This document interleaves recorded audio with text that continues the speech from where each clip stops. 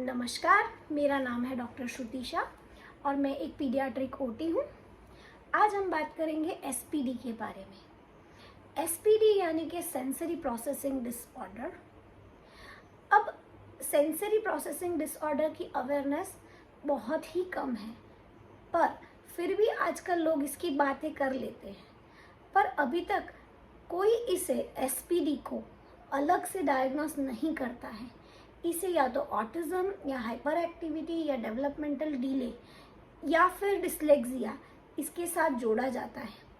पर मैंने अपने करियर में बहुत से ऐसे बच्चे देखे हैं जिनमें ना तो ऑटिज्म ना हाइपर एक्टिविटी रहता है, और फिर भी ये बच्चे सेंसरी इश्यूज़ के साथ कई सालों से थेरेपी ले रहे हैं। ये बच्चों का बिहेवियर बाकी बच्चों से काफ़ी अलग रहता है, इसीलिए इन्हें न्यूरो डाइवर्स पॉपुलेशन कहा जाता है।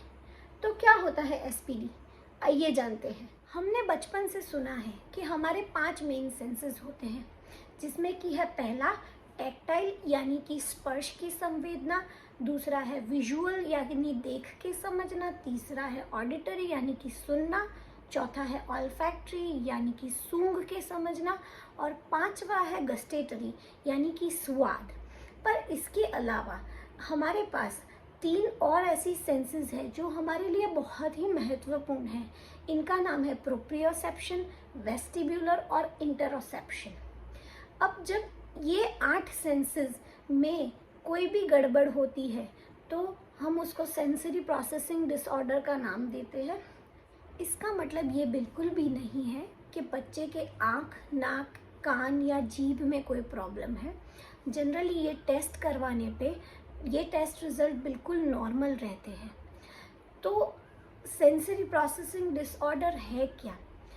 अगर आपको एनवायरनमेंट से कोई भी स्टिम्युलस मिल रहा है, जैसे कि आपने कुछ देखा या सुना, तो आँख, कान या नाक ये सिर्फ एक रिसीवर ऑर्गन है।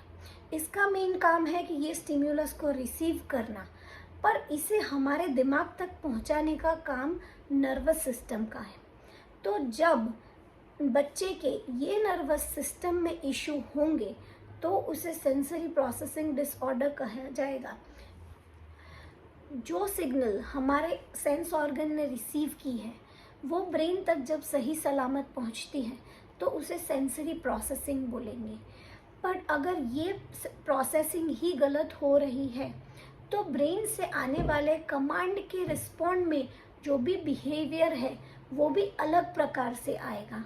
इसका मतलब है कि अगर कमांड ही गलत रिसीव हुआ है तो ब्रेन का रिएक्शन अलग रहेगा।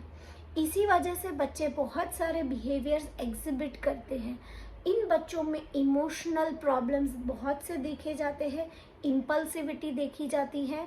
इनमें एडीएल यानी कि उनके रूटीन वर्क में भी इश्यूज देखे जाते हैं, जैसे कि कपड़े पहनने में, या फिर बच्चे को अगर कहीं पार्टी अटेंड करने जाना है, या फिर उसकी सोशल लाइफ में कोई इश्यूज है।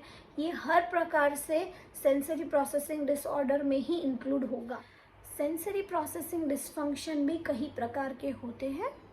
इनके डिटेल्स जानने के लिए हमारे चैनल को सब्सक्राइब करें और हमारे अगले वीडियो का इंतज़ार करें। धन्यवाद।